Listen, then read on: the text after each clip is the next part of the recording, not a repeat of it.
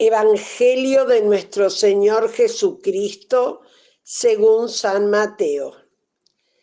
Mientras Jesús les estaba diciendo estas cosas, se presentó un alto jefe y postrándose ante él le dijo: Señor, mi hija acaba de morir, pero ven a imponerle tu mano y vivirá.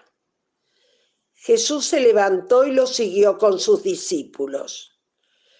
Entonces se le acercó por detrás una mujer que padecía de hemorragias desde hacía 12 años y le tocó los flecos de su manto, pensando: con solo tocar su manto quedaré curada.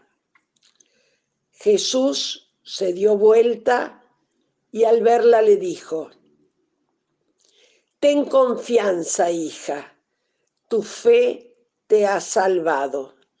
Y desde ese instante la mujer quedó curada. Al llegar a la casa del jefe, Jesús vio a los que tocaban música fúnebre y a la gente que gritaba y dijo: Retírense, la niña no está muerta, sino que duerme. Y se reían de él. Cuando hicieron salir a la gente, él entró, la tomó de la mano y ella se levantó. Y esta noticia se divulgó por aquella región. Hermanos, es palabra de Dios. Bendecido día, queridos hermanos. En el capítulo de hoy que leemos del Evangelio, nos dice que mientras Jesús estaba predicando, hablando con otras personas, vino un hombre principal y se postró ante él. Los judíos acostumbraban tener principales de la sinagoga, los cuales eran los responsables de organizar todo lo referente al servicio religioso que allí se presentaba. Este hombre conocía a Jesús, había oído de su fama y posiblemente había predicado en su sinagoga, ya que los hechos tuvieron lugar muy posiblemente en la región de Cafarnaúm. Y a pesar de tratarse de un principal, vino y se arrodilló delante de Jesús, reconociendo así su divinidad, ya que en ese tiempo ningún judío hacía eso. Este hombre no solo gozaba de un buen nombre entre su pueblo, sino que también gozaba de un bienestar económico bastante bueno, digamos. No se le hacía difícil auxiliarse de buenos médicos para tratar la enfermedad de su hija. Sin embargo, la condición de su hija de 12 años era tan crítica que ningún médico, ni todo el dinero y el prestigio de su posición eran capaces de sanarla. Pero fue allí donde decidió presentar su causa perdida a aquel que podía darle la respuesta a su necesidad. Cuando se presentó delante de Jesús para rogarle por su hija, Jesús no lo rechazó, a pesar de que pertenecía al grupo que lo odiaban y constantemente se oponían a su ministerio, mostrándonos que realmente Dios no hace acepción de persona. Cuando escuchó la petición, inmediatamente, dice la lectura, se levantó Jesús y lo siguió con sus discípulos.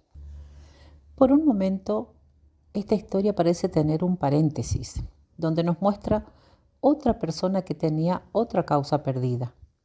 Vio la oportunidad de acudir a Jesús por su respuesta.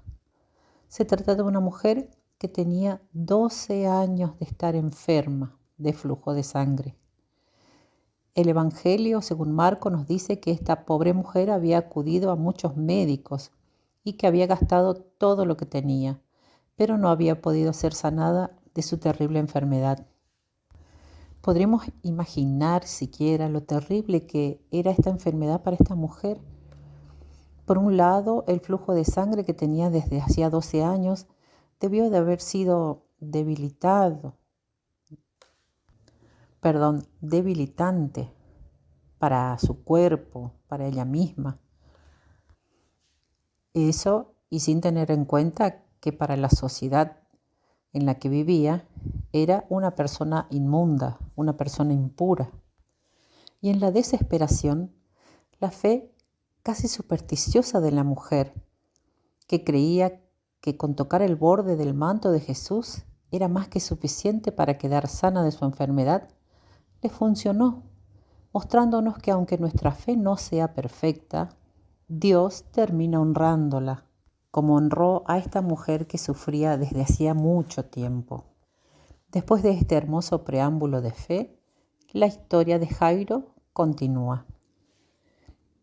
Mientras la mujer que había sido curada después de tantos años gozaba de su repentina y milagrosa sanidad, podemos imaginarnos la angustia de la espera de Jairo, aquel padre afligido por la delicada condición de su hija.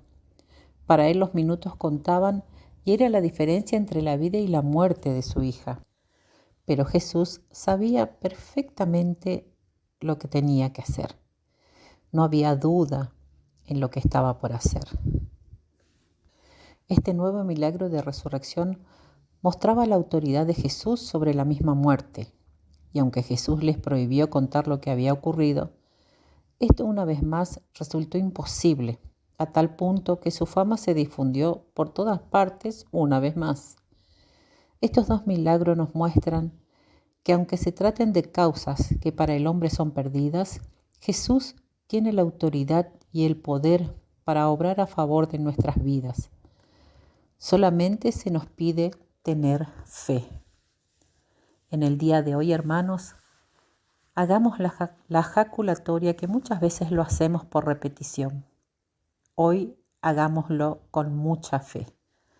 Señor, creo, pero aumenta mi fe.